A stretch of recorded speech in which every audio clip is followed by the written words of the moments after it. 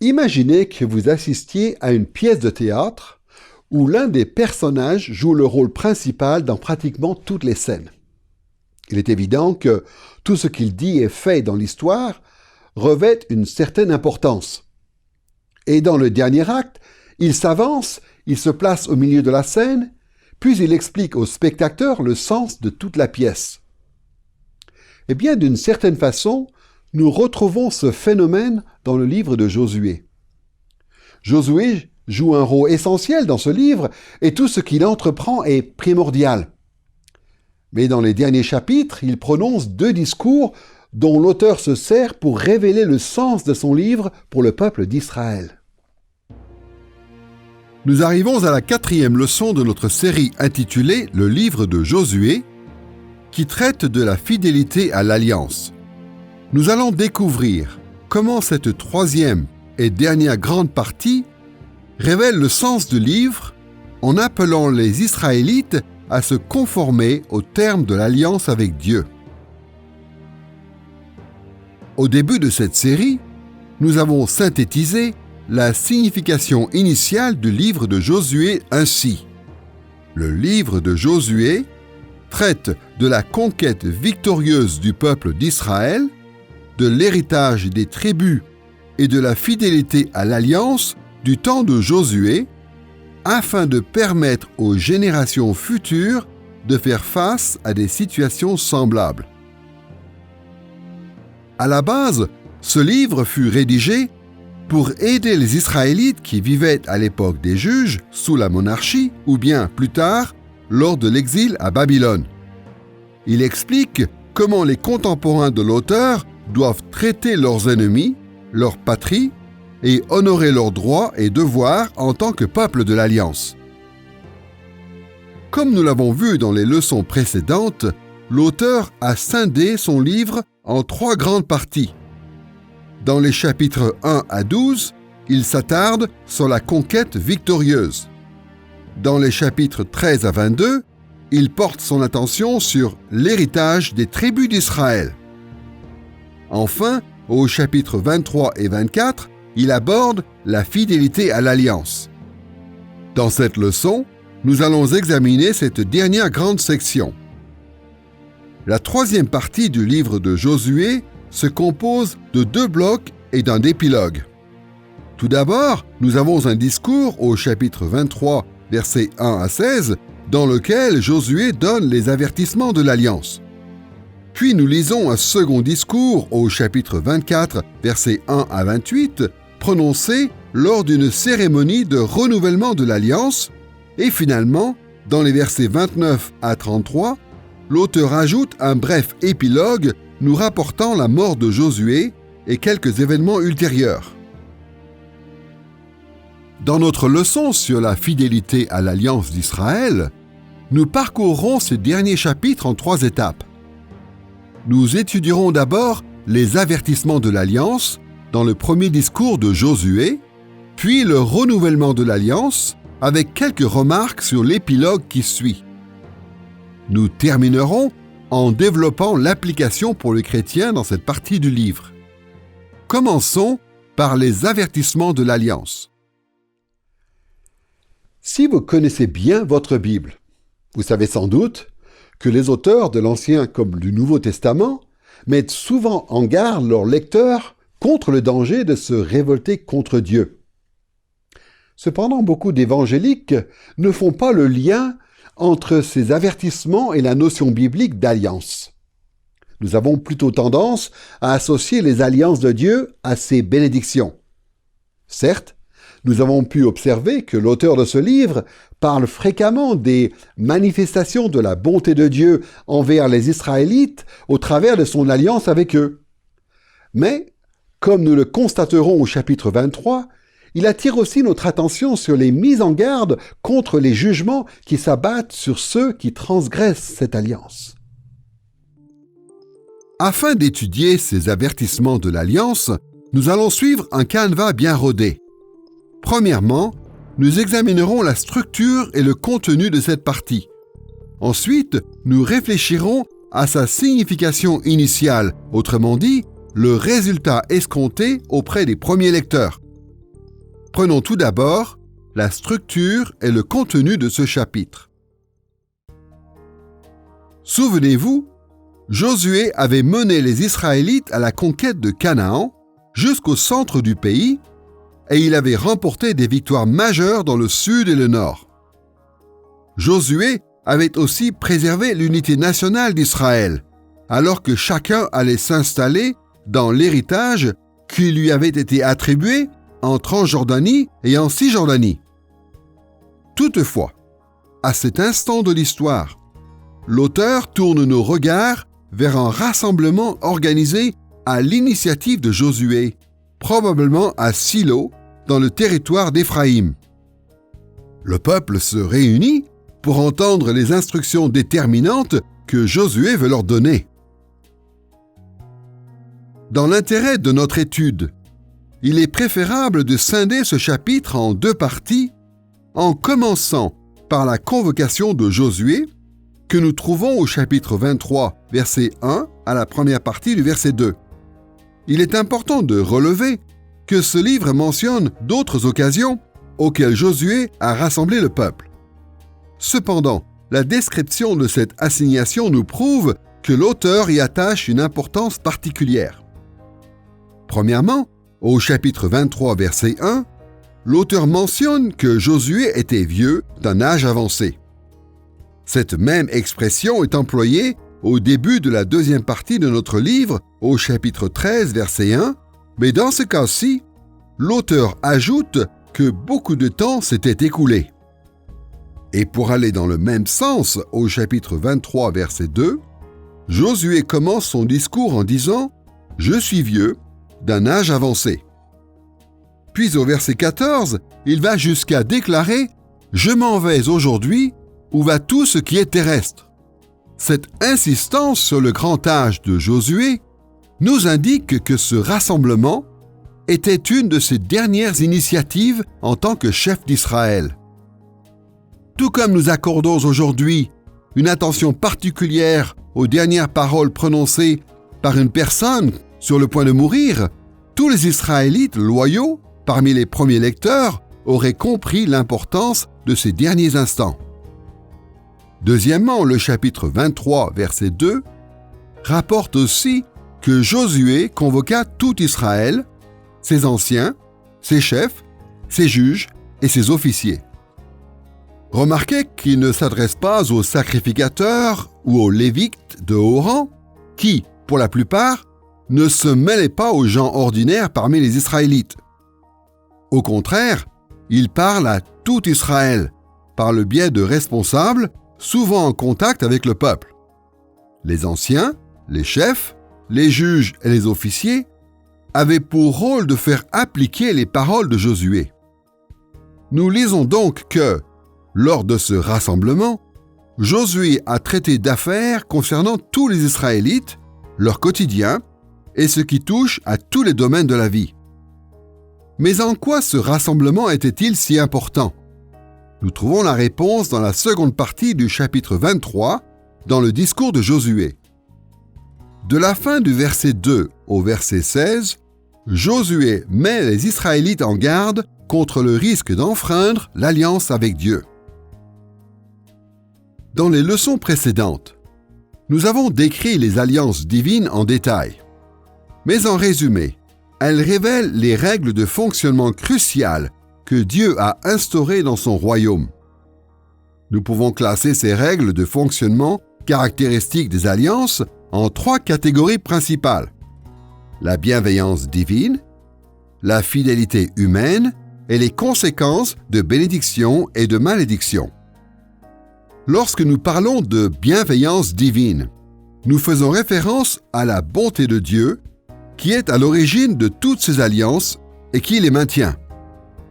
Les êtres humains n'ont jamais su entamer ou préserver une relation d'alliance avec Dieu en s'appuyant sur leurs propres capacités ou leurs propres forces. La bienveillance divine est toujours indispensable. En même temps, les alliances divines sous-entendent toujours une fidélité humaine comme un signe de reconnaissance en réponse à la bienveillance de Dieu. Les hommes sont appelés à offrir leur loyaux service au regard de tout ce que l'Éternel a fait pour eux. Mais dans les Écritures, les alliances divines impliquent aussi des conséquences de bénédiction et de malédiction. Quand le peuple de Dieu lui est fidèle et qu'il observe ses commandements, il jouit de son abondante bénédiction. Mais s'il lui est infidèle et qu'il rejette ses commandements, alors il encourt sa malédiction. Toutefois, certains auteurs bibliques font remarquer que ces trois règles de fonctionnement s'articulent souvent de façon incompréhensible à vues humaines. La patience et le pardon de Dieu, comme sa sévérité et son jugement, peuvent nous surprendre, car ses voies sont bien au-delà de tout ce que nous pouvons appréhender.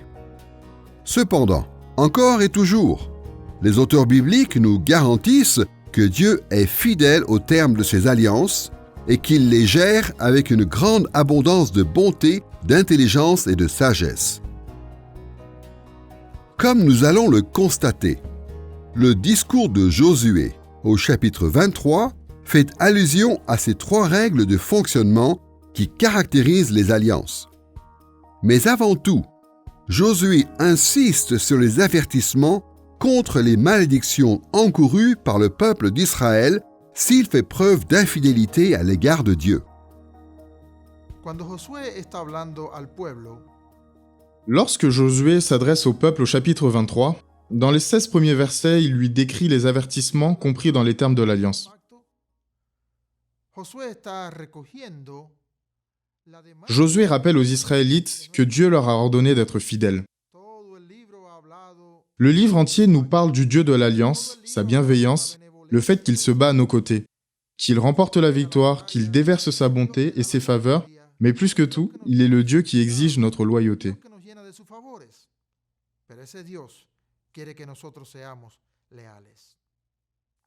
Alors, Josué leur explique en quoi consiste l'obéissance, ses conséquences et les répercussions de leur désobéissance.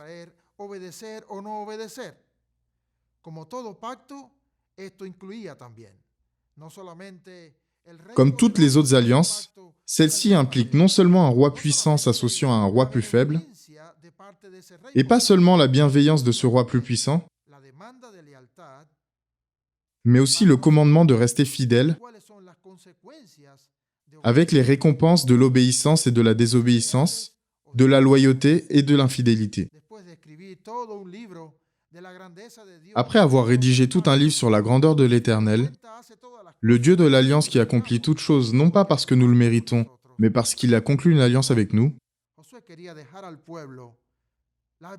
Josué met en garde le peuple afin qu'il n'oublie pas d'être fidèle à ce Dieu-là. Devant une telle assemblée, Josué a sans doute développé ses propos, mais l'auteur résume son discours en 3 points. Chacun commence par un rappel de la bienveillance divine, puis poursuit en traitant de la fidélité à l'alliance et ses conséquences, parfois rassemblant ensemble ces 2 derniers sujets en un seul. Le premier point, au chapitre 23, versets 2 à 8, donne d'abord 2 exemples de la bienveillance de Dieu envers Israël. Au verset 3, Josué rappelle aux Israélites que leur conquête victorieuse est due au fait que c'est l'Éternel votre Dieu qui a combattu pour vous. Puis, au verset 4, Josué suggère que Dieu lui-même a donné en héritage par le sort ces nations qui restent à conquérir. Josué aborde ensuite la nécessité pour Israël de témoigner de sa reconnaissance envers Dieu par sa fidélité. Au verset 6, Josué recommande aux Israélites de s'appliquer avec force à observer et à mettre en pratique tout ce qui est écrit dans le livre de la loi de Moïse. Ces paroles font écho au commandement que l'Éternel adresse à Josué au chapitre 1, verset 7. Cependant, après cette phrase bien connue, nous trouvons l'ordre d'accomplir un certain type de service.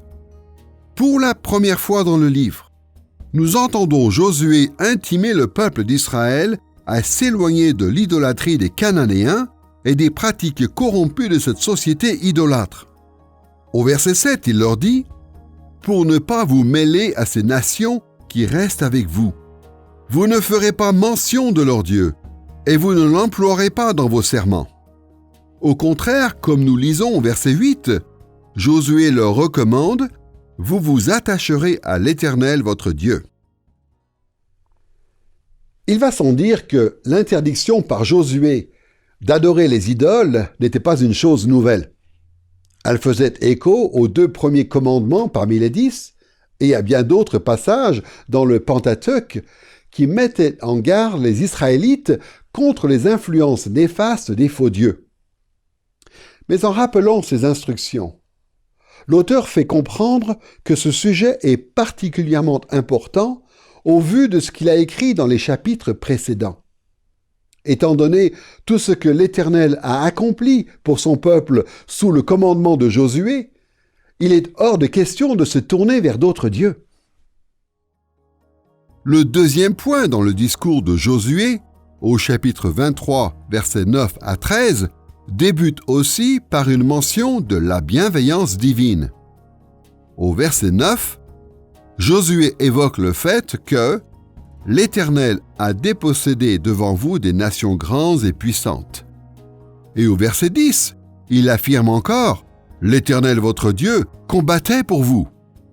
Puis au verset 11, comme au premier point, Josué appelle les Israélites à répondre à ce que Dieu a fait par la fidélité. Il les incite « Aimez l'Éternel votre Dieu ». En réalité, il fait référence ici à Deutéronome chapitre 6 verset 5, le plus grand de tous les commandements. Ce verset bien connu dit ceci: « Tu aimeras l'Éternel ton Dieu de tout ton cœur et de toute ton âme et de toute ta force. » En Deutéronome, comme dans le livre de Josué, aimer l'Éternel signifie lui être totalement et exclusivement dévoué à lui et à nul autre. Toutefois, dans ce point du discours, Josué va un cran plus loin. Afin de démontrer à quel point il est essentiel de se consacrer à Dieu seul, il avertit le peuple des conséquences dramatiques encourues en termes de malédiction s'ils sont infidèles à Dieu. Comme il l'explique au versets 12 et 13, « Si vous vous attachiez à ces autres nations qui restent avec vous, si vous vous unissez avec elles par des mariages, et si vous vous mêlez à elles, alors l'Éternel, votre Dieu, ne continuera pas à déposséder ces nations devant vous. » Puis il poursuit, « Elles seront pour vous un filet et un piège, jusqu'à ce que vous périssiez sur cette bonne terre. » Malgré tout ce que l'Éternel avait accompli en leur faveur, si les Israélites se conformaient aux pratiques des Cananéens restés dans le pays promis, alors ils subiraient le terrible jugement de Dieu. À bien des égards, cette insistance sur les malédictions sort de l'ordinaire. Dans des passages tels qu'Exode, chapitre 19, versets 4 à 6, nous ne lisons que les conséquences positives, les bénédictions à venir. Dans d'autres textes comme Deutéronome chapitre 28 et chapitre 30, versets 15 à 19, les promesses de bénédiction et la menace des malédictions se retrouvent côte à côte. Mais dans cette partie du discours de Josué, il évoque uniquement les futures répercussions sous forme de malédiction. Dans le troisième point de son discours, au chapitre 23, versets 14 à 16, Josué fait encore allusion d'abord à la bienveillance divine. Au verset 14, nous lisons « Aucune de toutes les bonnes paroles prononcées sur vous par l'Éternel votre Dieu n'est restée sans effet. » Cette déclaration rappelle le chapitre 21, verset 45, où l'auteur fait le même constat. Mais dans ce troisième point, Josué ne fait pas appel à la loyauté du peuple, il enclenche directement avec les avertissements concernant les terribles conséquences encourues par les Israélites s'ils enfreignent l'alliance. Au chapitre 23, verset 15, il insiste sur le fait que Dieu leur infligera toutes les menaces jusqu'à ce qu'ils vous aient détruits sur cette bonne terre. Comme nous le voyons dans des passages tels que Lévitique, chapitre 26, et Deutéronome chapitre 4 et 28, la révolte contre Dieu ne peut mener qu'à la destruction d'Israël et à une période d'exil loin de la terre promise. La progression décrite par ces 3 points révèle l'intention première de Josué dans son discours. Il veut avant tout avertir le peuple des conséquences désastreuses qu'il subirait s'il ne manifestait pas la reconnaissance à Dieu pour ses bontés. Il est important de relever que Josué ne promet pas de telles rétributions pour des fautes mineures. Il avertit Israël, au chapitre 23, verset 16, « Si vous enfreignez l'alliance que l'Éternel votre Dieu a promulguée pour vous, si vous allez rendre un culte à d'autres dieux », l'expression traduite par enfreindre vient de l'hébreu « abar ». L'auteur emploie ce terme pour de graves crimes de trahison, comme dans le cas d'Acan, au chapitre 7, versets 10 et 15. Josué ne pense pas à de simples imperfections ou à des peccadilles. Il fait allusion à l'idolâtrie comme à une apostasie, ou ainsi qu'il le décrit lui-même, l'infamie qui consiste à servir d'autres dieux. Le voyons clairement dans le passage qui se trouve en 23:16. Il met en garde le peuple de ne pas aller servir d'autres dieux. Donc, dans ce cas-ci, enfreindre l'alliance de l'Éternel revient à transgresser les 2 premiers commandements, ce qui romprait l'alliance. Moïse avait déjà averti les Israélites à cet égard dans les bénédictions et les malédictions de l'alliance qui se trouvent en Lévitique 26. Il les incitait aussi à ne pas commettre une telle faute dans des passages comme Deutéronome 4, 25 à 31 et Deutéronome 28 à 32. Ainsi, Josué poursuit l'œuvre de son mentor Moïse. Il exhorte le peuple, maintenant qu'il a traversé le Jourdain et conquis le pays, à ne pas désobéir aux commandements et par là même à enfreindre l'alliance de l'Éternel. Moïse avait averti des conséquences. Si les Israélites agissaient ainsi, ils seraient bannis du pays. Dans un sens, en respectant l'alliance, Josué les somme à vivre longtemps dans le pays. En gardant à l'esprit la structure et le contenu des avertissements de l'alliance prononcés par Josué, nous pouvons à présent examiner la signification initiale de ce chapitre. Globalement, il n'est pas difficile d'imaginer l'impact que l'auteur du livre de Josué espérait avoir sur ses contemporains. Du temps des juges, les Israélites avaient déjà subi certaines malédictions de l'Alliance pour s'être laissés entraîner à adorer les idoles des Cananéens. À différentes époques de la monarchie, le peuple avait encouru des rétributions pires encore, car il s'était mis à suivre Baal et les autres faux dieux. Puis bien sûr, l'exil à Babylone est survenu comme Josué l'avait annoncé. Par conséquent, au lieu de laisser ses lecteurs en situation de crise, accuser Dieu pour son soi-disant manque de fidélité, l'auteur leur déclare sans détour que leurs épreuves sont dues à leur propre incapacité à rester fidèles à l'Éternel.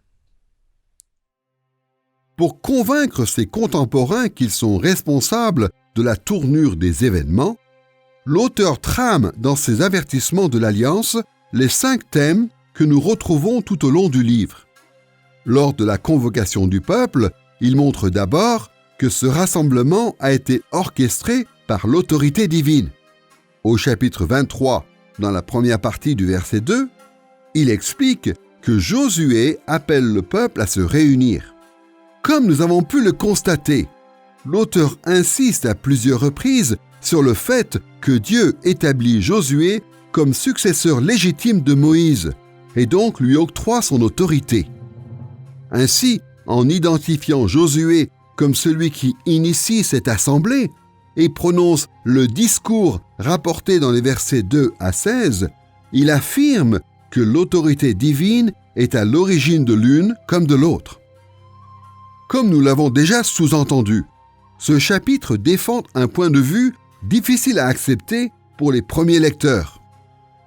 Bon nombre d'entre eux ne voulaient pas assumer la responsabilité des conséquences de leur incapacité à rester fidèles à l'Alliance.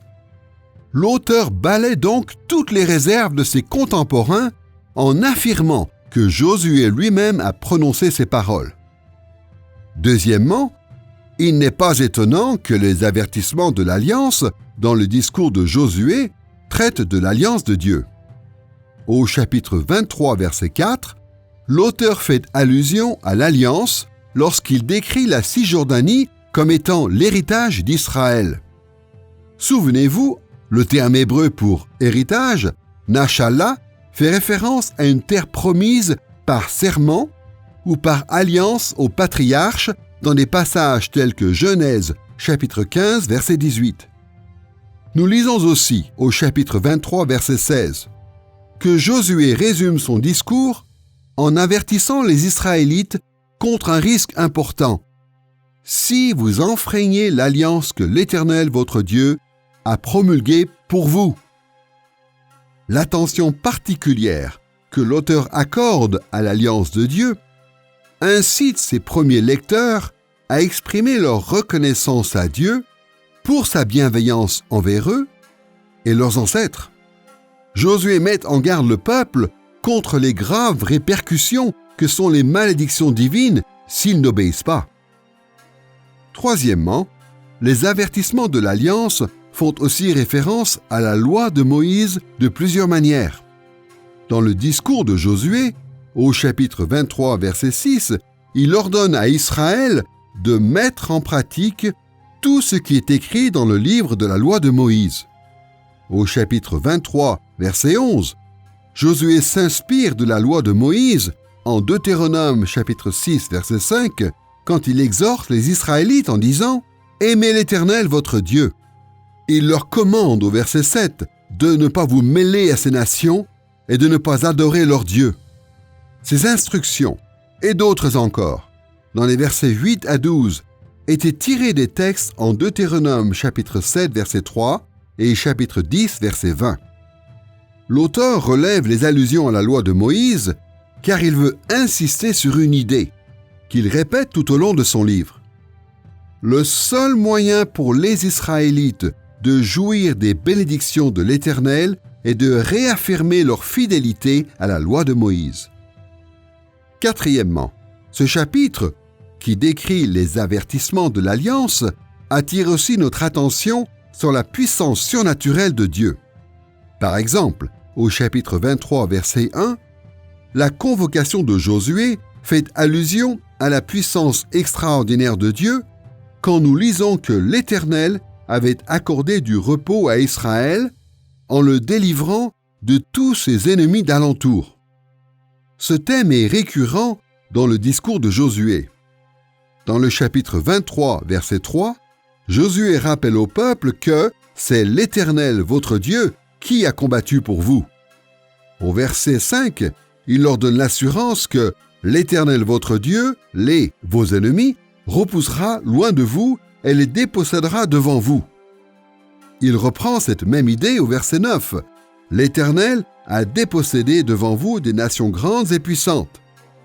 Et au verset 10, il ajoute « L'Éternel, votre Dieu, combattait pour vous, comme il vous l'a dit. » Josué fait aussi mention de la puissance surnaturelle de Dieu dans la condamnation d'Israël. Il l'exprime ainsi au verset 15. « L'Éternel accomplira sur vous toutes les menaces jusqu'à ce qu'il vous ait détruit. » Puis au verset 16, Josué met en garde le peuple. « La colère de l'Éternel s'enflammera contre vous. » Comme nous pouvons le constater, l'auteur signale que Josué évoque souvent la puissance extraordinaire de l'Éternel. Il désire que ces paroles de Josué suscitent chez ses lecteurs de la reconnaissance et de la louange.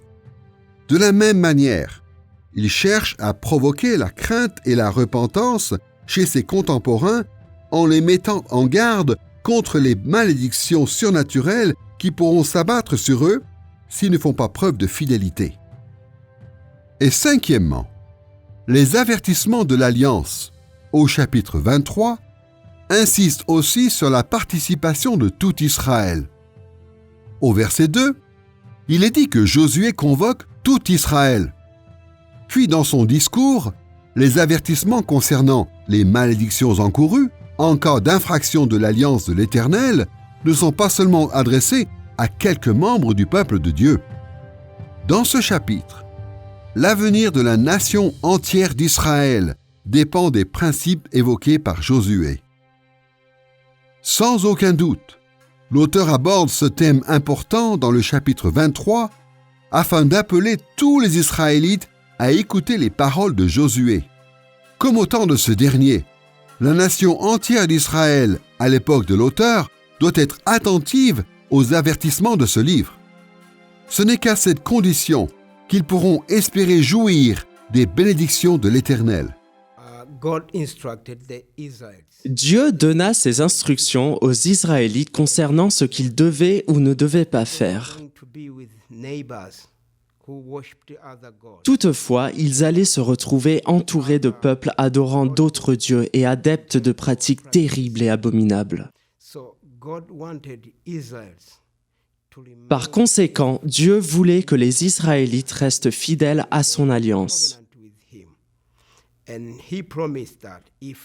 Il promit de plus que s'ils demeuraient attachés à son alliance, ils seraient bénis. Mais s'ils enfreignaient l'alliance, il leur arriverait malheur. Le même principe s'applique à nos vies. En demeurant attachés à l'alliance de Dieu, sa présence nous est assurée. Il nous dirigera et continuera son œuvre en nous comme il l'a promis à Josué. Après avoir découvert comment le livre de Josué aborde la fidélité à l'alliance en énonçant les avertissements de l'alliance, nous pouvons nous tourner vers le deuxième sujet principal de cette leçon, la cérémonie de renouvellement de l'alliance. À bien des égards, la scène qui se déroule dans le chapitre 23 nous laisse en suspens. Josué vient de prononcer un discours avertissant le peuple d'Israël des terribles conséquences qu'il encourt s'il enfreint l'alliance avec Dieu. Mais rien ne nous est dit concernant la réaction des Israélites. L'auteur omet de nous dire ce qu'il en est afin de préparer ses lecteurs au chapitre 24. Dans ce dernier chapitre, Josué rassemble le peuple une seconde fois, et lors de cette cérémonie, les Israélites renouvellent leur engagement à rester fidèles à l'alliance. Et cette cérémonie joue le rôle de modèle à suivre pour les contemporains de l'auteur, car ils devront réagir de la même façon à la lecture du livre de Josué. Nous parcourons la cérémonie de renouvellement de l'alliance comme à notre habitude. Nous étudierons la structure et le contenu, puis sa signification initiale. Commençons par la structure et le contenu du renouvellement de l'alliance dans le livre de Josué. Comme nous l'avons relevé, après l'installation des tribus d'Israël dans leurs héritages respectifs, Josué rassemble le peuple sans doute à Silo. Mais ce chapitre nous parle d'un autre rassemblement organisé cette fois à Sichem. Il s'agissait d'un lieu sacré pour les Israélites car Abraham y avait érigé son premier autel en l'honneur de l'Éternel, dans le pays promis, comme nous le voyons en Genèse chapitre 12, verset 7. De plus, Sichem se trouvait à proximité du mont Garizim et du mont Ébal, où Moïse avait ordonné à Israël de renouveler son alliance avec Dieu en Deutéronome chapitre 11 et 27. Et dans ce dernier chapitre du livre, à Sichem, nous arrivons au point culminant du ministère de Josué en tant que chef du peuple. Le renouvellement de l'alliance à Sichem est un récit sans interruption, composé de 4 points principaux. Tout d'abord, nous découvrons la seconde convocation de Josué au chapitre 24, verset 1. Elle est d'ailleurs contrebalancée par le renvoi de l'Assemblée à la fin du livre au chapitre 24, verset 28. Entre ces deux extrémités, le récit est constitué d'un second discours de Josué et de la réaction des Israélites des versets 2 à 24, suivi de la confirmation de l'alliance des versets 25 à 27. Commençons par la convocation au verset 1. En comparant cette seconde convocation avec celle du chapitre 23, nous pouvons établir certains parallèles, mais aussi relever des différences.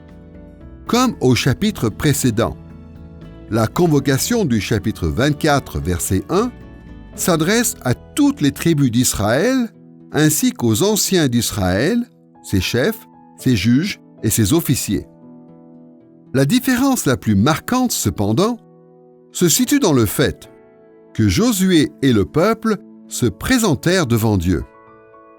Autrement dit, ils se sont rassemblés devant la manifestation visible de la gloire divine au tabernacle. Comme c'est le cas ici, l'auteur soulignera à plusieurs reprises l'importance de cet événement en établissant un parallèle avec Exode chapitre 19 à 24. À cette occasion, Israël avait conclu une alliance dans la présence visible de Dieu au mont Sinaï. Comme en Exode, le renouvellement de l'alliance au temps de Josué se déroule dans la présence visible de l'Éternel.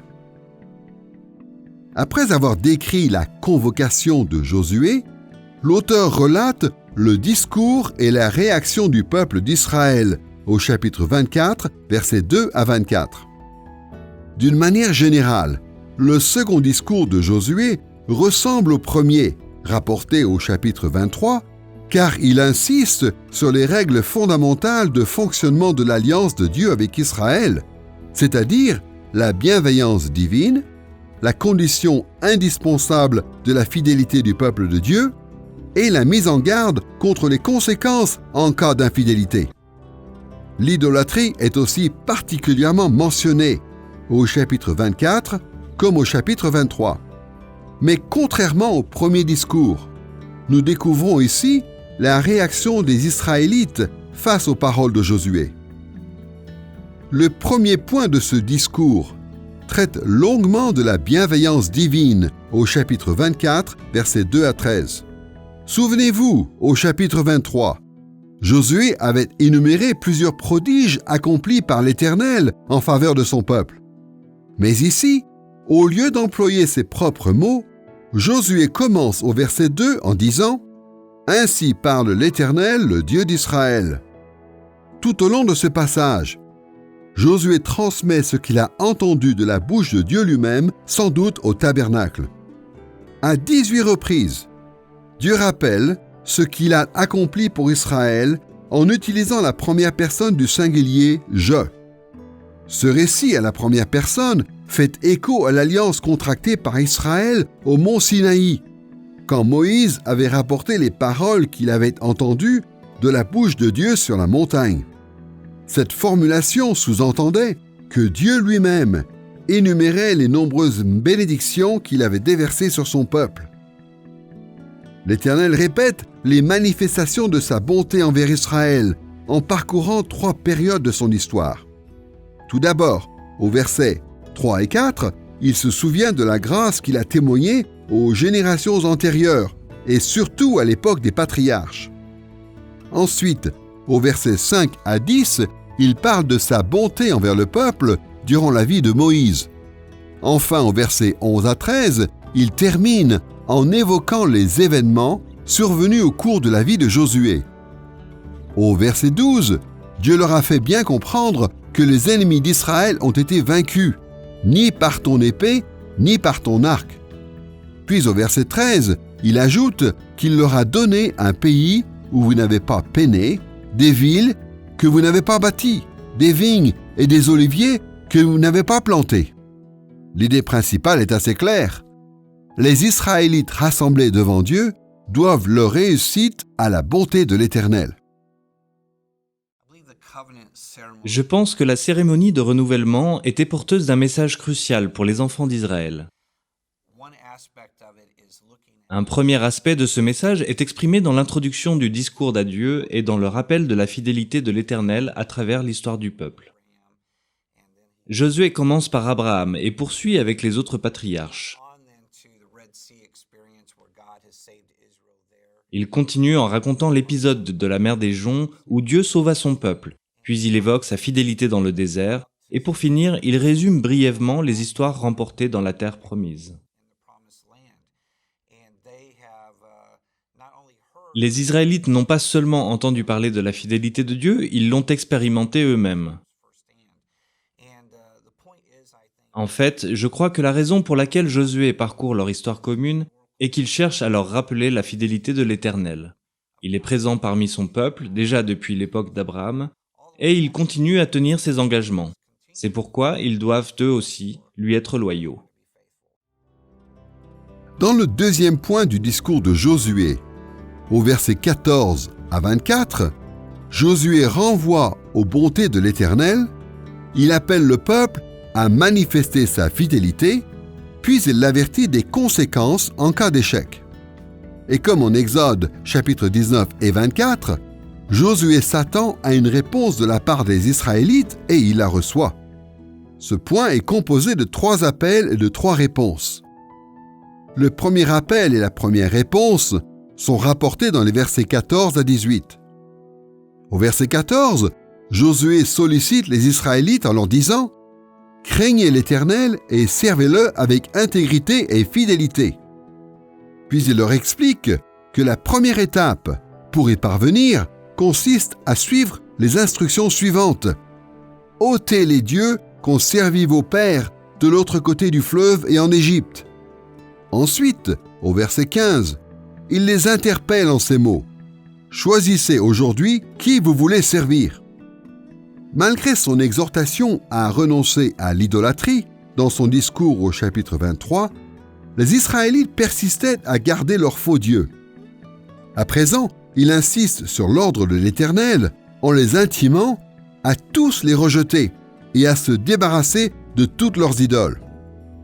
Josué d'ailleurs leur montre l'exemple en prononçant ces fameuses paroles au chapitre 24, verset 15. « Moi et ma maison, nous servirons l'Éternel. » Cette notion de service à l'égard de l'Éternel est si forte chez Josué qu'il emploie le terme « servir » ou « abad » en hébreu, 16 fois dans le chapitre. Et au verset 16 à 18, le peuple répond favorablement à son appel en s'engageant à servir Dieu.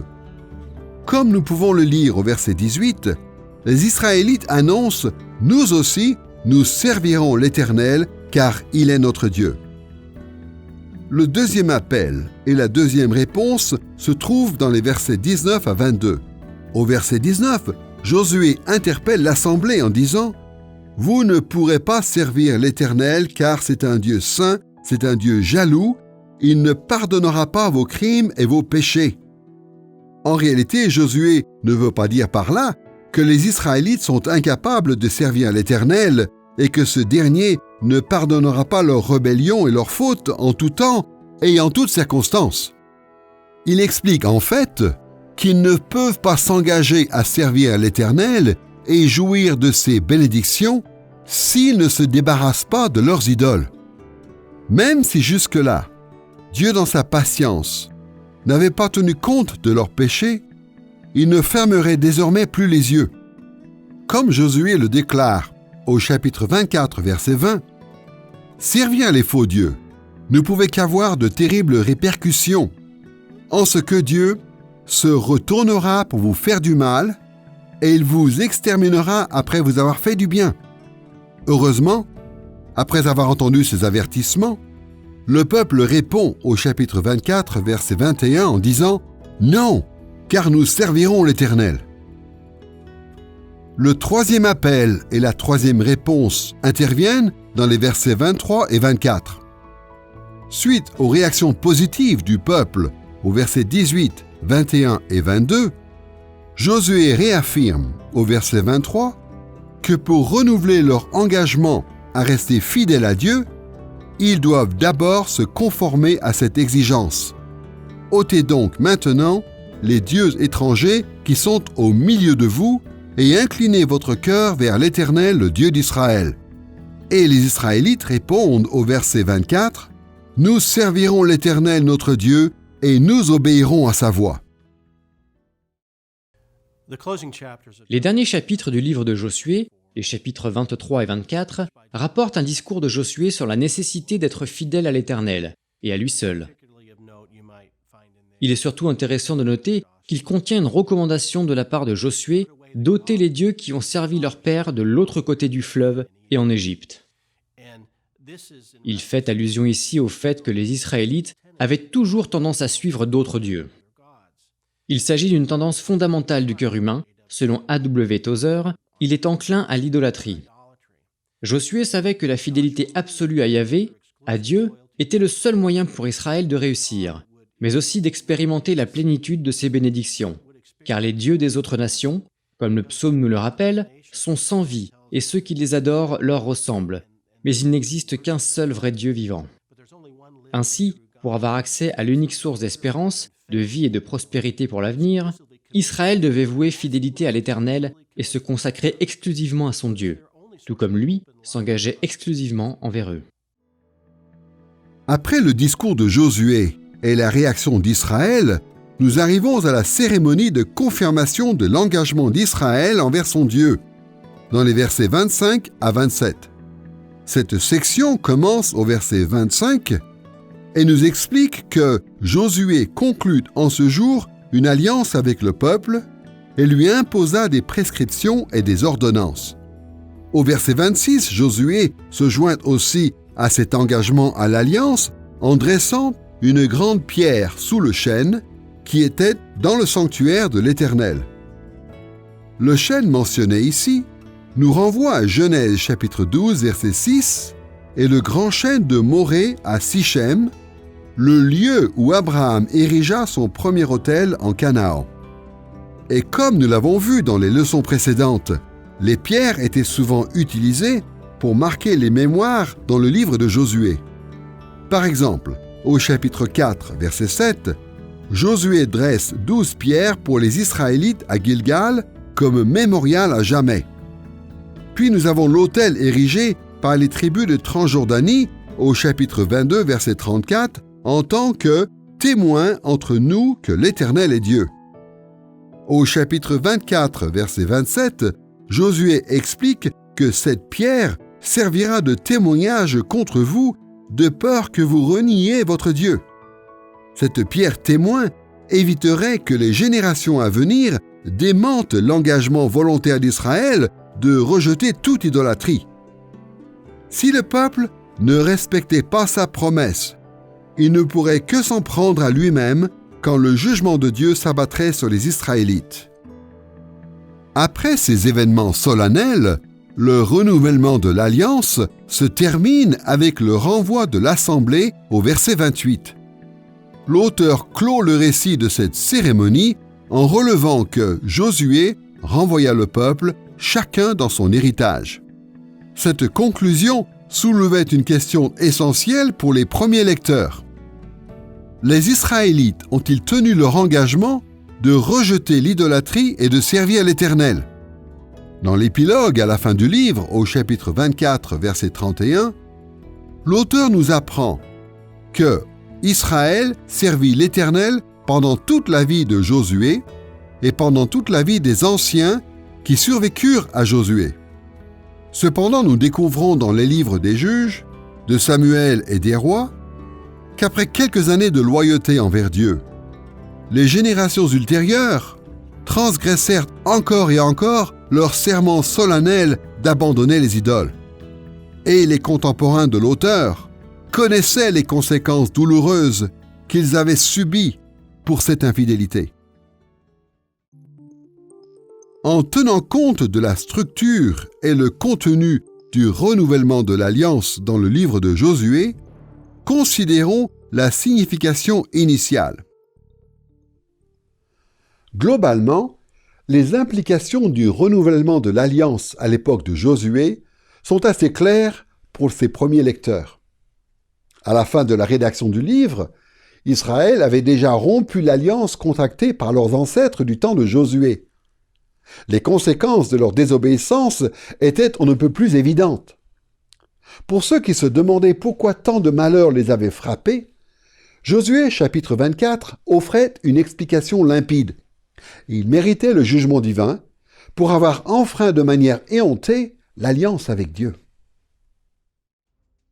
Dans une leçon précédente, nous avons expliqué que les premiers lecteurs du livre de Josué vivaient soit à l'époque des juges, soit sous la monarchie, ou plus tard, lors de l'exil à Babylone.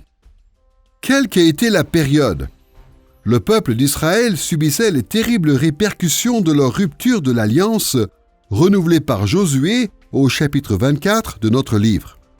À l'époque des juges, bon nombre d'Israélites s'étaient laissés entraîner par l'idolâtrie. Par conséquent, certaines régions du pays passaient par des cycles de défaite et de délivrance.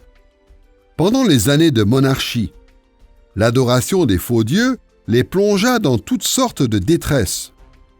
Dans le royaume du Nord, les attaques répétées des Assyriens menèrent finalement à la chute de Samarie et à l'exil de la majorité de la population.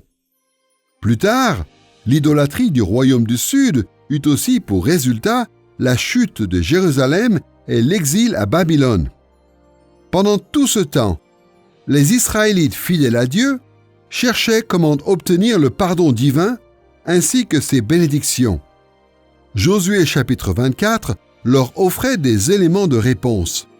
Israël devait se souvenir des nombreuses bontés de l'Éternel et renouveler son alliance avec lui. Pour ce faire, il fallait que les Israélites se consacrent exclusivement au service du seul vrai Dieu, tout comme leurs ancêtres l'avaient fait du temps de Josué. Afin de pousser ses contemporains à réagir, l'auteur tisse encore une fois ses 5 thèmes principaux tout au long de ce chapitre sur le renouvellement de l'Alliance. Premièrement, il fait bien comprendre que l'autorité divine cautionne ce réengagement. Comme au chapitre 23, la convocation du chapitre 24, verset 1, cite le nom de Josué afin de clairement montrer que le chef ordonné par Dieu est à l'origine de cette cérémonie. De plus, le discours de Josué et la réaction d'Israël au chapitre 24, verset 2, sont introduits par les mots « Ainsi parle l'Éternel ». Cette expression ne laisse aucun doute sur le fait que Dieu approuve les événements qui se déroulent dans ce chapitre. L'auteur poursuit alors avec le discours en répétant régulièrement que Josué, le serviteur établi par l'Éternel, s'adresse à l'assemblée. En soulignant l'autorité divine dans ce chapitre, l'auteur incite chacun de ses contemporains à écouter attentivement ses paroles. S'ils ne tenaient pas compte de ce renouvellement de l'alliance au temps de Josué, et qu'ils n'en faisaient qu'à leur tête, alors, selon l'auteur, ils iraient à l'encontre de l'autorité de Dieu. Deuxièmement, tout au long du renouvellement de l'engagement, Josué fait constamment référence à l'alliance de Dieu. Son discours et la réaction d'Israël évoquent ces règles de fonctionnement telles que la bienveillance divine, la fidélité humaine et les conséquences de la désobéissance. De plus, lors des cérémonies d'intérinement, l'auteur déclare au chapitre 24, verset 25, que Josué conclut en ce jour une alliance avec le peuple. Il fait aussi allusion à l'alliance de Dieu avec Israël quand il renvoie l'assemblée. Au verset 28, il est dit que Josué renvoya chacun dans son héritage en employant encore une fois le terme hébreu « Nashallah ». Comme nous venons de le voir, le terme de l'alliance de Dieu dans ce chapitre insiste sur la bonté de l'Éternel et la nécessité de lui rester fidèle. Il est évident que l'auteur voulait que ses lecteurs prennent conscience à quel point ils avaient enfreint l'alliance. Il les exhortait à renouveler leur engagement et à le respecter. Sans repentance et sans consécration, ils continueraient, eux et leurs enfants, à subir les malédictions de l'alliance. Troisièmement, le renouvellement de l'alliance au chapitre 24 s'appuie sur la loi de Moïse. Par exemple, dans le discours de Josué et la réaction d'Israël au versets 14 et 15, le peuple est appelé à renoncer aux dieux qu'ont servis vos pères de l'autre côté du fleuve et en Égypte, ainsi que les dieux des Amoréens, un autre nom donné aux Cananéens. Ces instructions étaient fondées sur l'interdiction d'adorer les faux dieux que l'on trouve dans la loi de Moïse, dans des passages tels que Deutéronome, chapitre 11, verset 28. De plus, quand Josué déclare au verset 19 que l'Éternel, c'est un Dieu saint, C'est un Dieu jaloux. Il s'inspire de textes dans le Pentateuque comme Exode, chapitre 20, verset 5. L'auteur ne laissait planer aucun doute chez ses contemporains. La loi de Moïse devait être leur référence et ils devaient s'y conformer pour espérer profiter des bénédictions divines. Quatrièmement, ce chapitre sur le renouvellement de l'Alliance met aussi l'accent sur la puissance surnaturelle de Dieu. L'auteur insiste particulièrement sur cela dans le discours de Josué et la réaction des Israélites quand Josué rapporte les paroles de l'Éternel concernant sa bienveillance à leur égard. Du verset 3 à la première partie du verset 6, Dieu s'exprime à la première personne et énumère ses œuvres en faveur de son peuple. Par exemple, au verset 3, il déclare « J'ai pris votre père Abraham, et je lui ai fait parcourir tout le pays de Canaan. J'ai multiplié sa descendance. » Au verset 5, il ajoute « J'ai frappé l'Égypte. » Depuis la seconde moitié du verset 6 au verset 7, Josué développe de sa propre initiative le récit des prodiges de l'Éternel. Dans le verset 7, il raconte que lorsque les Égyptiens poursuivirent les Israélites jusqu'à la mer, Dieu ramena sur eux la mer et elle les couvrit. Des versets 8 à 13, le texte reprend à la première personne. Dans le verset 8, Dieu dit « Je les Amoréens, ai livrés entre vos mains. Je les ai détruits devant vous. » Puis, au verset 12, en parlant de la conquête de Canaan, Dieu affirme « Ce ne fut ni par ton épée, ni par ton arc. » En outre, la réaction d'Israël aux paroles de Josué souligne le pouvoir extraordinaire de l'Éternel. Au verset 17, le peuple reconnaît qu'en Égypte, Dieu a opéré sous nos yeux ces grands miracles et qu'il nous a gardés pendant toute la route que nous avons suivie. Ensuite, au verset 18, les Israélites s'accordent pour affirmer qu'il a chassé devant nous tous les peuples. Mais Josué les met en garde au verset 20. Lorsque vous abandonnerez l'Éternel, il se retournera pour vous faire du mal et il vous exterminera. Cette proclamation de la puissance surnaturelle de Dieu rappelle aux premiers lecteurs la grandeur du Dieu qu'ils servent. Il est puissant et ne doit jamais être sous-estimé. Sa capacité de bénir et de maudire est sans limite. C'est pourquoi ils doivent rester à jamais fidèles à son alliance. Lorsque nous considérons la relation de Dieu avec le peuple d'Israël, un des aspects frappants est la façon qu'a l'Éternel de les bénir encore et toujours de manière extraordinaire. Je pense qu'il y a une raison essentielle à cela qui va leur permettre de préserver leur relation avec Dieu et leur fidélité à l'Alliance. Les bénédictions surnaturelles qu'il déverse sur eux, à mon avis, sont le meilleur moyen sur le long terme de constamment rappeler aux bénéficiaires qu'il est un Dieu aimant qui se préoccupe de nous et qui ne nous laissera ni ne nous abandonnera jamais. Et grâce à cet amour que nous recevons de la main divine, nous nous tournons vers lui, nous continuons à l'aimer en retour et nous demeurons fidèles à cette relation. Et pour finir, cinquièmement, le renouvellement de l'Alliance commence et termine par une information selon laquelle tout Israël participe à cet événement. Au verset 1, dans la convocation de l'Assemblée, toutes les tribus d'Israël, les anciens d'Israël, ses chefs, ses juges et ses officiers se présentent devant Dieu. La conclusion du récit, au verset 28, annonce que Josué renvoie chacun dans son héritage. Tout Israël s'est rassemblé, a renouvelé l'alliance, puis s'en est allé pour s'installer dans l'héritage que Dieu lui avait accordé. L'objectif de l'auteur est clair. Puisqu'il en était ainsi du temps de Josué, ses contemporains devaient renouveler eux aussi l'alliance avec leur Dieu. Jusqu'ici, dans notre leçon sur la fidélité à l'alliance, nous avons cherché à déceler le sens des avertissements de l'alliance et du renouvellement de l'alliance pour les premiers lecteurs du livre de Josué.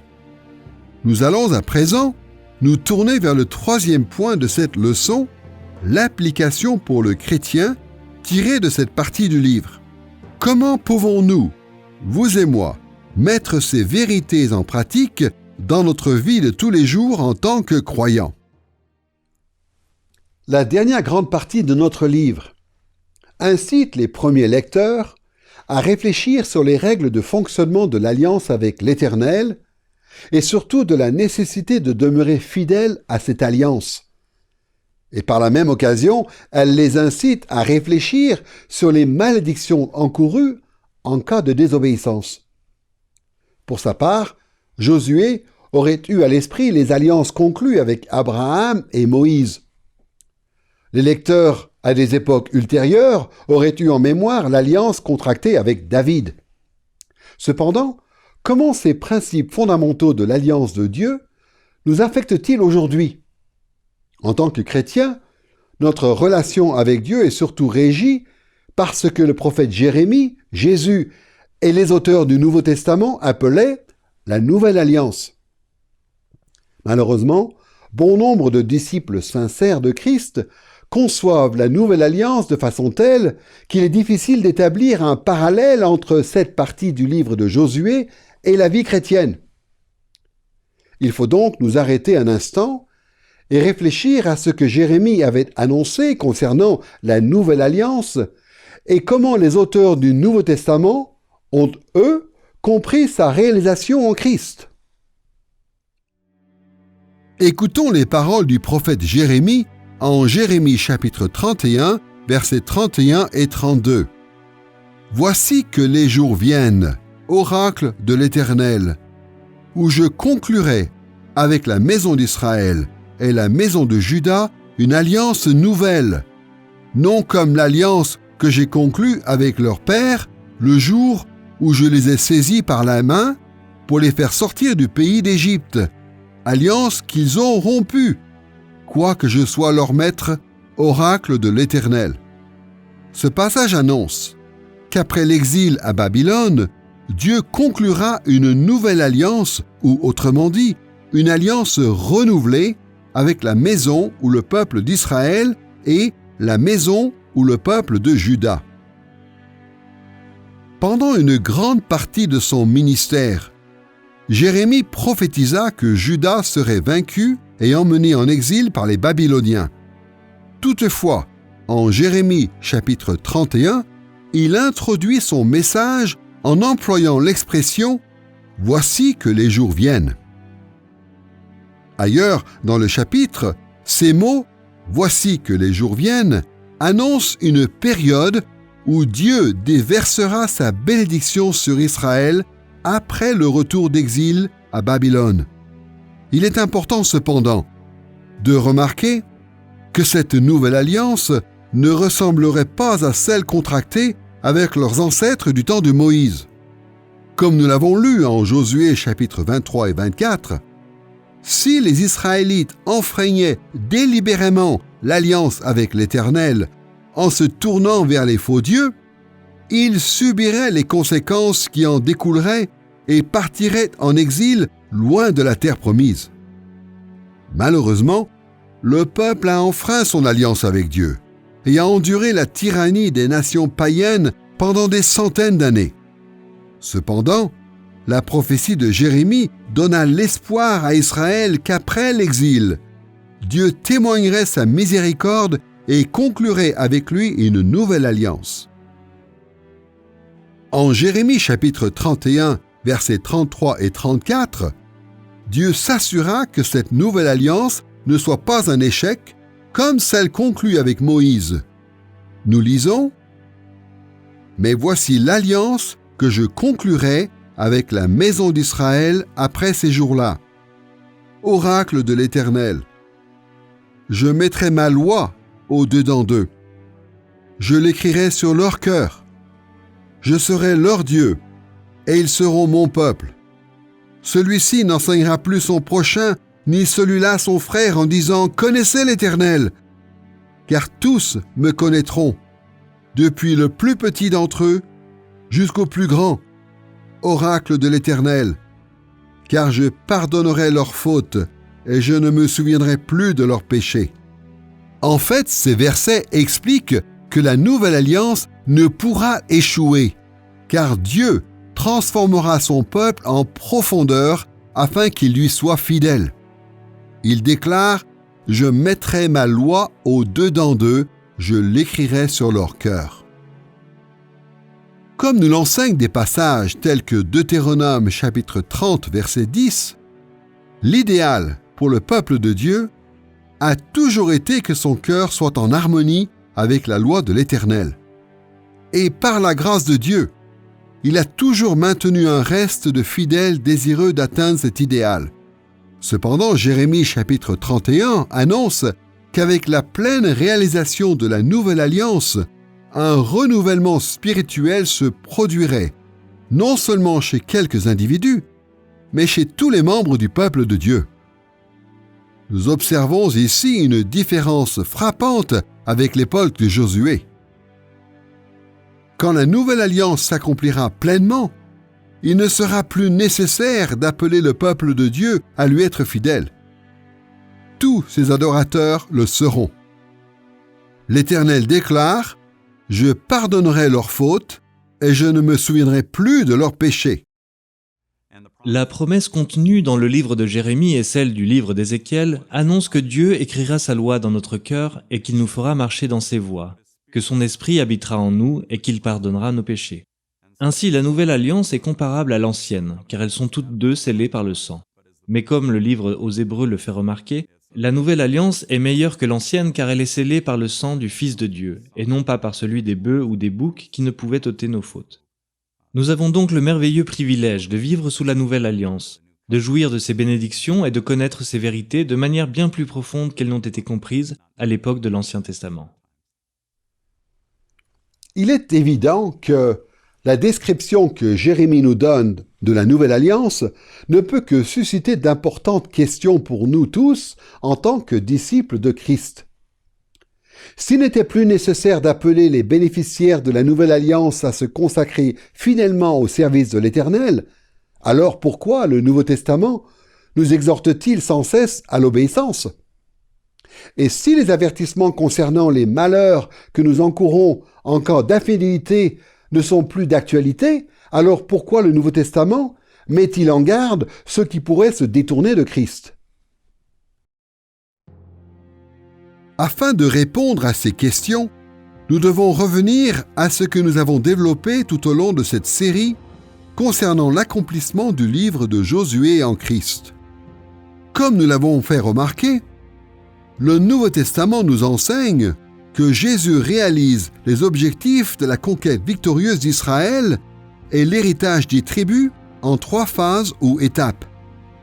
Il a déclenché la réalisation de ces objectifs lors de l'instauration de son royaume quand il était sur terre. Il poursuit son œuvre dans le prolongement de son royaume tout au long de l'histoire de l'Église. Il l'achèvera lors de l'avènement de son royaume quand il reviendra dans sa gloire. Ce schéma de réalisation est important, car Jésus accomplit aussi la fidélité à l'alliance à laquelle Josué appelle Israël en parcourant ces 3 étapes. Comme à notre habitude, nous allons tirer les applications pour le chrétien de cette dernière partie du livre de Josué, en étudiant ce que le Nouveau Testament enseigne sur la fidélité à l'alliance dans chacune de ces phases. Commençons par la fidélité à l'alliance lors de l'instauration du royaume de Christ. Nous savons avec certitude que l'ère de la Nouvelle Alliance a été inaugurée au moment de la première venue de Jésus sur terre. En Luc, chapitre 22, verset 20, Jésus parle lui-même de la Nouvelle Alliance en mon sang. Puis nous lisons en Hébreux, chapitre 8, verset 6, que Jésus est le médiateur de la Nouvelle Alliance. Enfin, en 2 Corinthiens, chapitre 3, verset 6, l'apôtre Paul se décrit ainsi que ses compagnons comme les ministres d'une nouvelle alliance. Durant le repas du Seigneur, comme nous le rapportent les évangiles, Jésus explique à ses disciples que sa mort sacrificielle comporte une double signification. Oui, il s'agirait bien d'un sacrifice expiatoire par lequel il subirait la colère du Dieu saint pour nos péchés à notre place, afin que nous puissions y échapper. Cependant, il définit sa mort aussi comme un sacrifice inaugurant une alliance. Son sang ouvre la porte à une nouvelle alliance, dit-il clairement en Matthieu et en Luc. Par conséquent, sa mort est le sacrifice qui inaugure l'ère de la nouvelle alliance. Le Nouveau Testament relève deux moyens par lesquels Christ instaure la nouvelle alliance. D'une part, il souligne l'œuvre de Jésus en tant que Messie. Les Israélites avaient souffert pendant des centaines d'années sous la malédiction de l'exil dont Josué les avait prévenus. Mais le Père envoya son Fils, une démonstration inégalable de bienveillance et de miséricorde. La deuxième personne de la Trinité s'incarna en ce descendant de David qui fut parfaitement fidèle à l'alliance de Dieu jusqu'au point de mourir et d'expier les péchés de tous ceux qui croiraient véritablement en lui. Pour avoir accompli son œuvre, Dieu lui accorda les bienfaits de la résurrection et de l'ascension et lui donna tout pouvoir sur toutes choses. Le Nouveau Testament ajoute que les véritables croyants sont à présent en Christ, c'est-à-dire qu'ils sont identifiés à Christ devant le trône céleste. Nous siégeons au ciel et régnons avec Christ dans sa gloire. Mais d'autre part, l'œuvre merveilleuse de Jésus-Christ, en instaurant son royaume, n'a pas rendu l'Église sur terre aussi parfaite que Jérémie l'avait annoncé en parlant de la nouvelle alliance. Dans l'Église primitive, il existait encore de faux frères, comme Paul les appelle en 2 Corinthiens chapitre 11 verset 26 et en Galates chapitre 2 verset 4. Si ces derniers ne se repentaient pas, ils étaient condamnés à subir la colère éternelle de Dieu. Toutefois, les vrais croyants ne sont pas seulement en Christ, mais Christ est en eux par le Saint-Esprit tout au long de leur vie terrestre. Cet Esprit Saint les conduit dans un long processus de sanctification par lequel, selon 2 Corinthiens chapitre 7 verset 1, nous avançons en développant jusqu'à son terme la sainteté dans la crainte de Dieu. Cette réalité terrestre justifie les paroles de Jésus et des auteurs du Nouveau Testament qui mirent souvent l'accent sur les règles de fonctionnement de l'Alliance au cours du 1er siècle, comme Josué l'avait fait dans les avertissements dans ses discours. Ainsi qu'il avait exhorté Israël à renouveler l'alliance avec Dieu, de même, Jésus et ses apôtres instaurèrent la prédication systématique de la parole et la Sainte Seine pour renouveler la nouvelle alliance. Ces pratiques nous rappellent sans cesse les bienveillances de l'Éternel. Mais elles incitent aussi l'Église à s'engager fidèlement en retour. Les paroles bien connues de Romains chapitre 12 verset 2 nous interpellent ainsi. Ne vous conformez pas au monde présent, mais soyez transformés par le renouvellement de l'intelligence. De plus, elles mirent souvent en garde l'Église visible de leur époque contre les graves répercussions du jugement de Dieu sur ceux qui se détournaient de Christ. Nous lisons en Hébreux chapitre 10 verset 29 « Combien pire, ne pensez-vous pas, sera le châtiment mérité par celui qui aura foulé aux pieds le Fils de Dieu, tenu pour profane le sang de l'alliance par lequel il avait été sanctifié. » Tout comme les avertissements prononcés par Josué à son époque, ces passages du Nouveau Testament et d'autres exhortaient les faux frères à recevoir le salut par la foi. Mais ils encourageaient aussi les croyants véritables à persévérer fidèlement dans leur service pour Dieu. Sur la base de ces enseignements, nous pouvons aisément discerner comment les 5 thèmes des derniers chapitres du livre de Josué s'appliquent à l'instauration de la nouvelle alliance. Quand nous constatons comment l'autorité divine est mise en avant dans la dernière partie du livre, il nous vient à l'esprit la façon dont cette autorité divine fut parfaitement déployée en Christ lors de sa première venue. En découvrant les règles de fonctionnement de l'alliance de Dieu dans le récit de Josué, nous nous souvenons que Jésus établit les règles de fonctionnement de la nouvelle alliance. L'accent mis par Josué sur la loi de Moïse devrait porter nos regards vers la parfaite obéissance de Jésus et son incitation à vivre selon la loi divine, interprétée à la lumière de la nouvelle alliance. Puis les réflexions de Josué sur la puissance surnaturelle de Dieu, agissant en faveur d'Israël, devraient nous conduire à reconnaître ce pouvoir extraordinaire manifesté lors de l'instauration du royaume de Christ. Enfin, l'accent sur l'unité de tout Israël dans cette partie du livre devrait nous renvoyer aux paroles de Jésus, de ses apôtres et des prophètes, appelant à l'unité de l'Église. Après avoir énoncé ces applications pour le chrétien liées à la fidélité à l'Alliance et à l'instauration du royaume de Christ, nous devons nous tourner vers les avertissements de Josué et son invitation à renouveler l'Alliance pour découvrir comment nous pouvons les appliquer au prolongement du peuple de Dieu à travers l'histoire de l'Église. Lorsque nous comparons l'état du royaume de Christ au 1er siècle avec celui d'aujourd'hui, il est évident que Jésus a accompli de grandes choses. Au cours des 2 derniers millénaires, sous son règne universel, l'Église de Jésus-Christ s'est étendue à travers le monde et elle continue à se répandre encore de nos jours. Cependant, malgré les victoires remportées par le Christ glorifié contre ses adversaires, l'insistance de Josué concernant la fidélité à l'Alliance s'applique à l'Église de toutes les époques. D'un côté, Christ lui-même continue à régner au ciel et à représenter son peuple devant le trône céleste.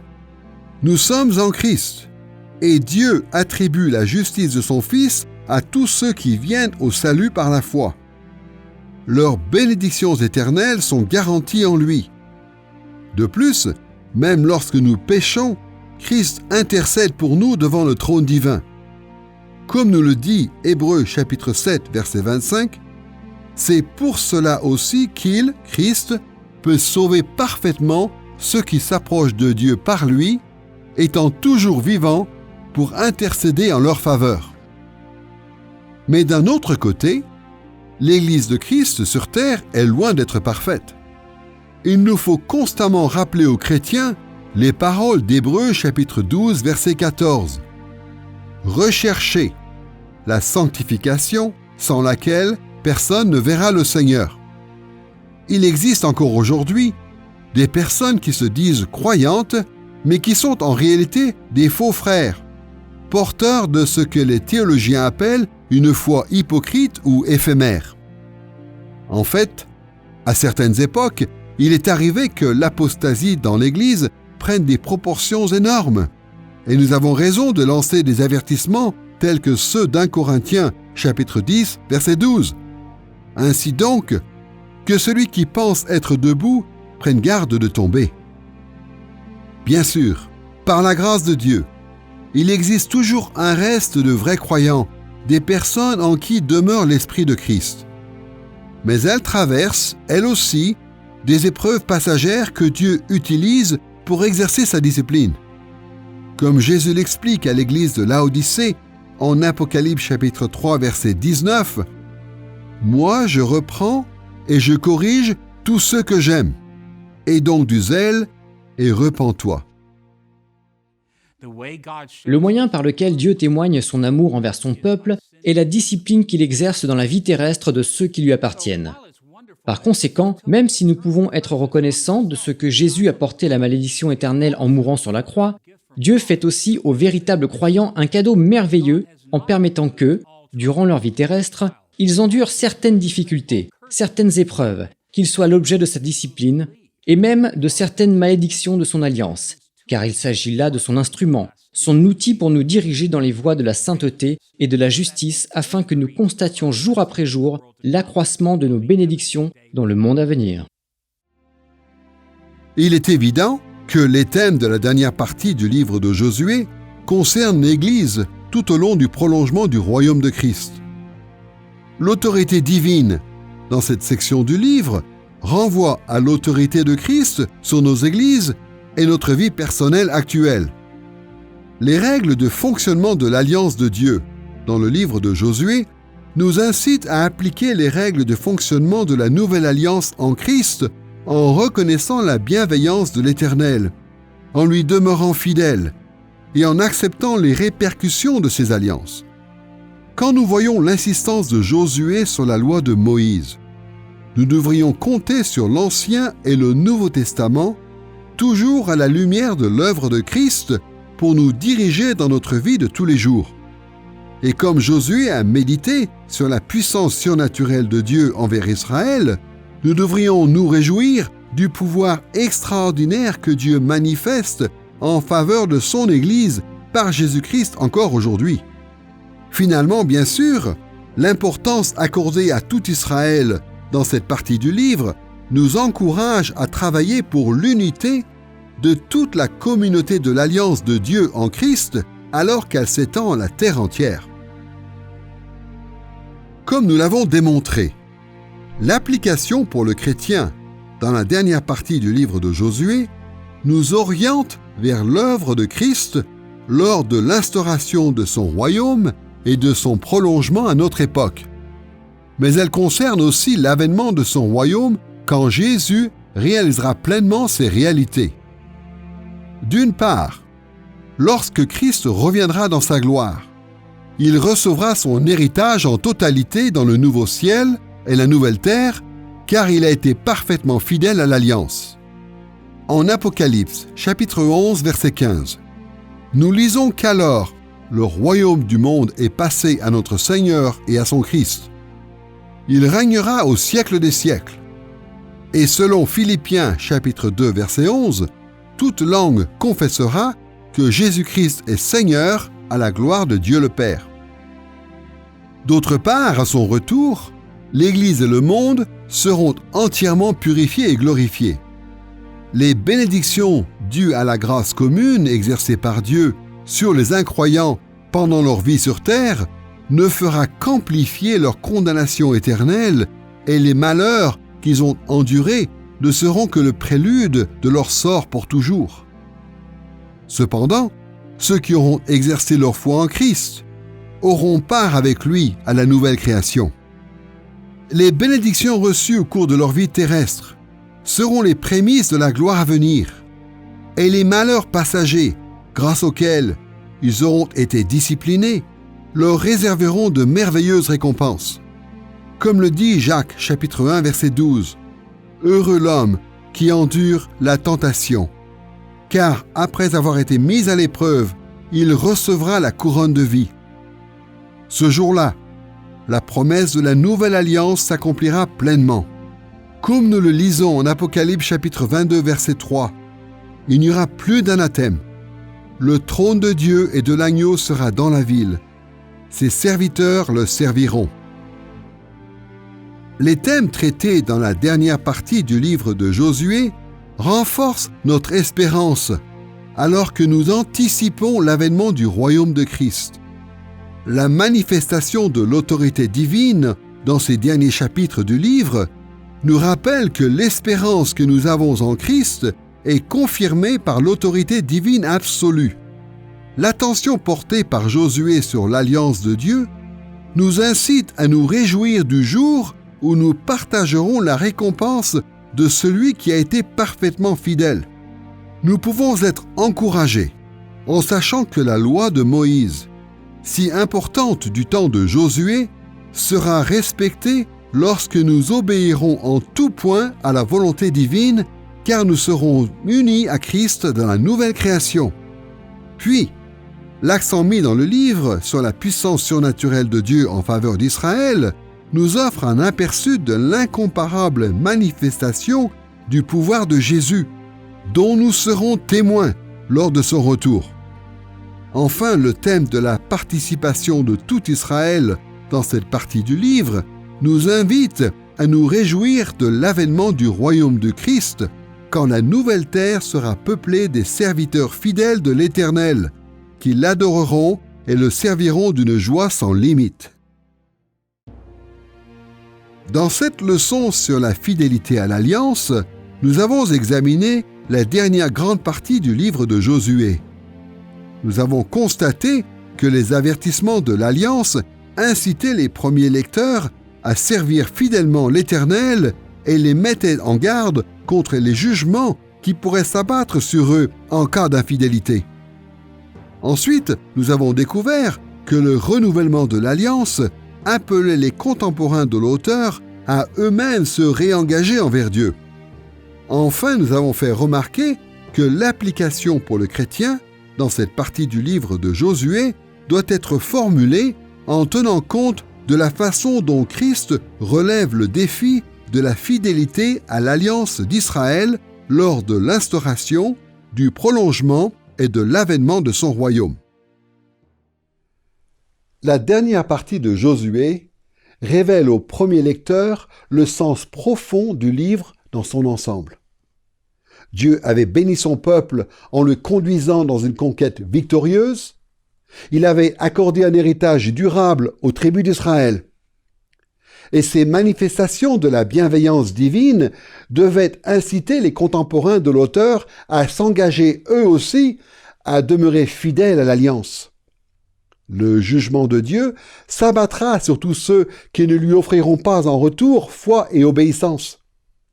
Mais à ceux qui répondront à sa grâce par un dévouement empreint d'humilité, il promet une grande récompense. Il en va de même pour vous et moi.